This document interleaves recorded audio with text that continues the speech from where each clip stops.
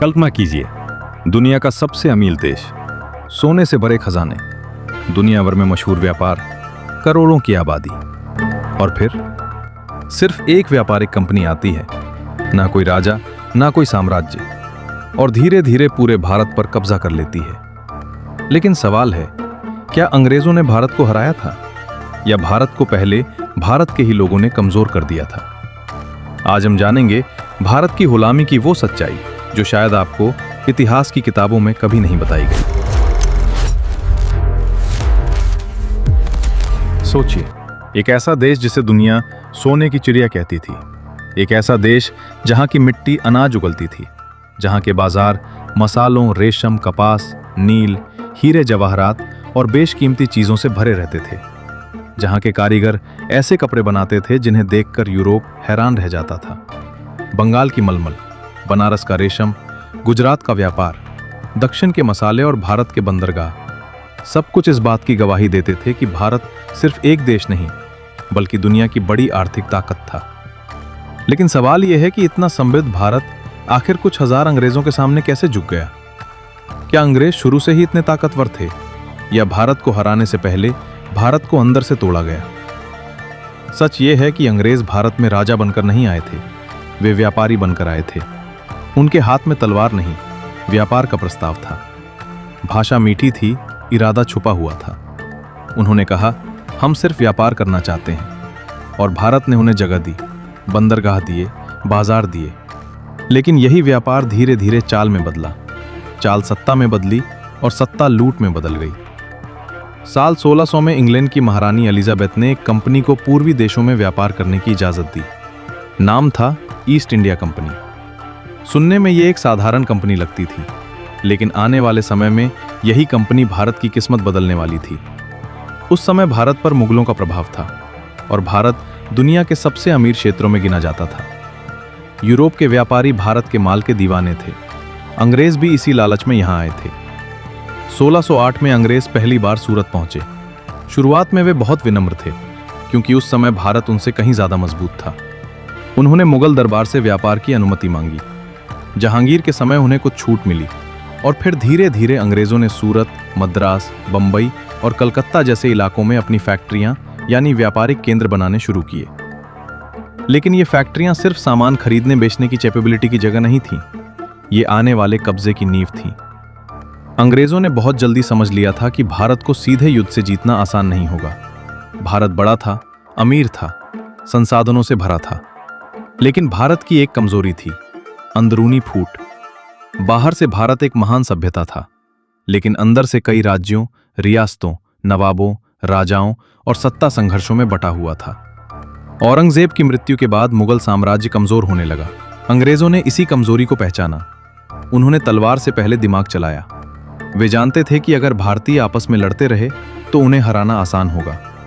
उन्होंने पहले व्यापार किया, फिर किले बनाए, फिर अपनी सुरक्षा के नाम पर सैनिक रखे, और फिर धीरे धीरे एक निजी सेना खड़ी कर ली।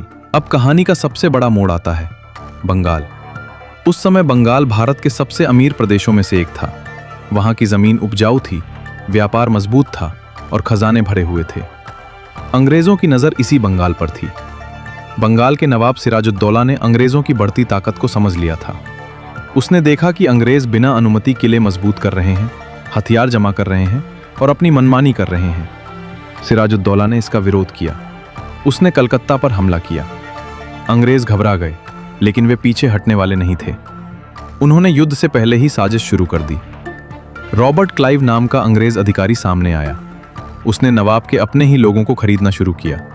लालच दिया गया, सत्ता का सपना दिखाया गया और गद्दारी का बीज बोया गया।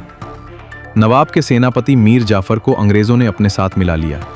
वादा किया गया कि अगर सिराजुद्दौला हार गया तो मीर जाफर को बंगाल का नवाब बना दिया जाएगा।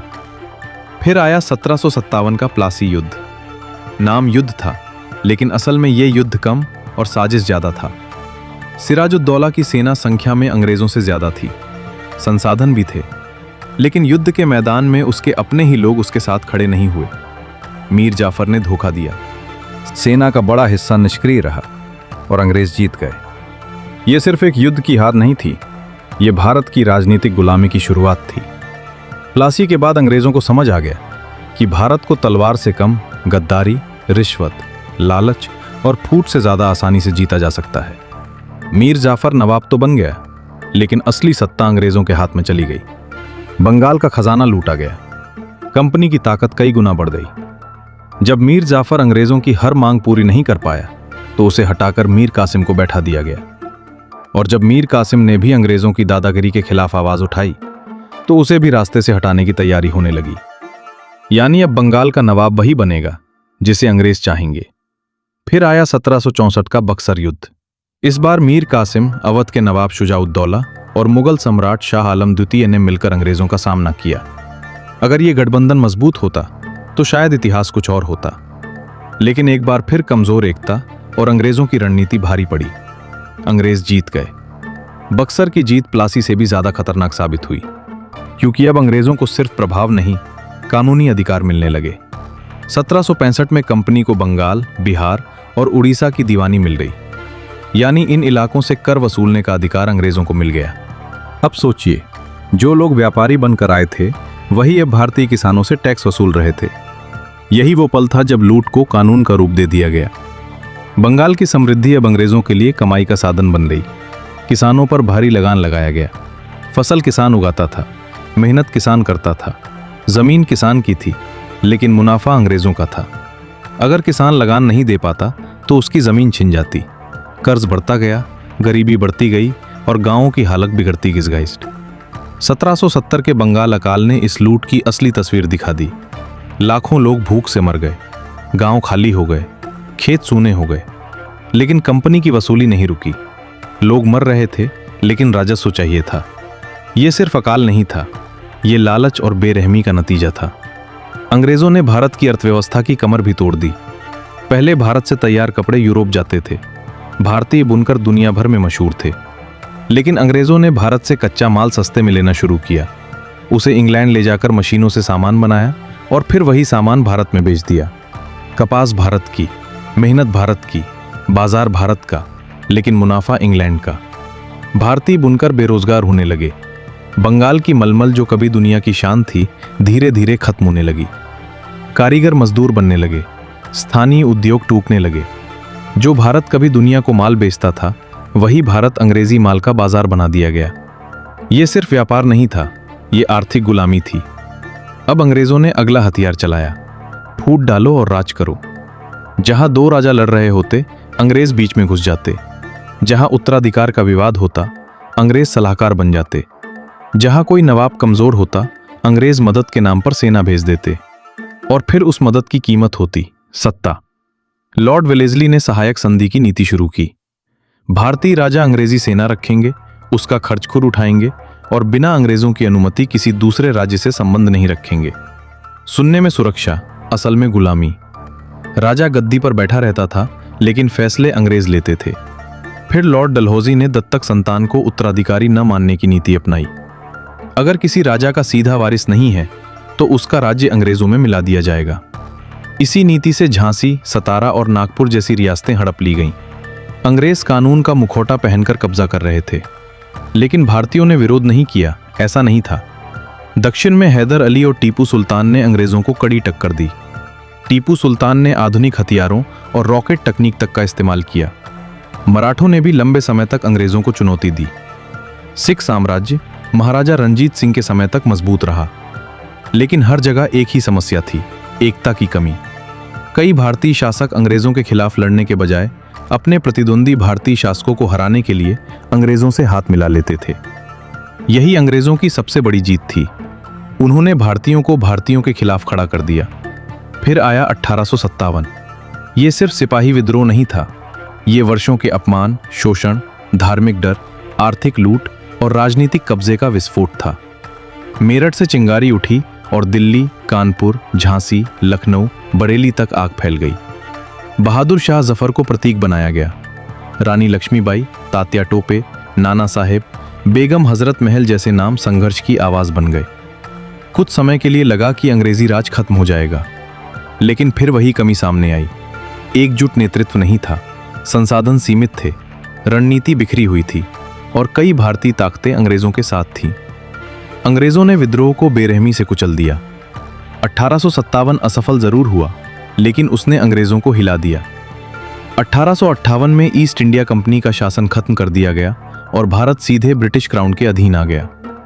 अब भारत एक कंपनी का नीड्स पूरे ब्रिटिश साम्राज्य का गुलाम बन चुका था। अंग्रेजों ने भारत को सिर्फ जीता नहीं, भारत को निचोड़ा।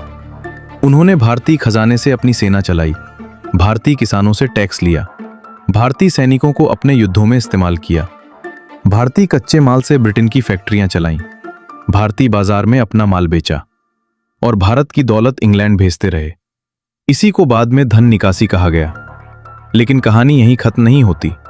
जिस भारत को अंग्रेजों ने तोड़ा, वही भारत धीरे धीरे जागा भी। 1857 की चिंगारी आगे चलकर राष्ट्रीय चेतना बनी। स्वदेशी आंदोलन आया। जलियांवाला बाग ने देश को झकझोर दिया। असहयोग आंदोलन, दांडी मार्च, भारत छोड़ो आंदोलन और अनंत क्रांतिकारियों के बलिदान ने अंग्रेजों को बता दिया कि भारत की आत्मा अब भी जिंदा है। तो अगर कोई पूछे कि भारत अंग्रेजों का गुलाम कैसे बना, तो जवाब सिर्फ ये नहीं है कि अंग्रेज ताकतवर थे। असली जवाब ये है कि अंग्रेज चालाक थे, संगठित थे और निर्दयी थे। लेकिन भारत की हार की सबसे बड़ी वजह थी आपसी फूट, गद्दारी, लालच और राजनीतिक असंगठन। इतिहास हमें यही सिखाता है कि कोई बाहरी ताकत किसी देश को तब तक गुलाम नहीं बना सकती जब तक वो देश अंदर से कमजोर ना हो जाए। अंग्रेजों ने भारत को एक दिन में नहीं जीता।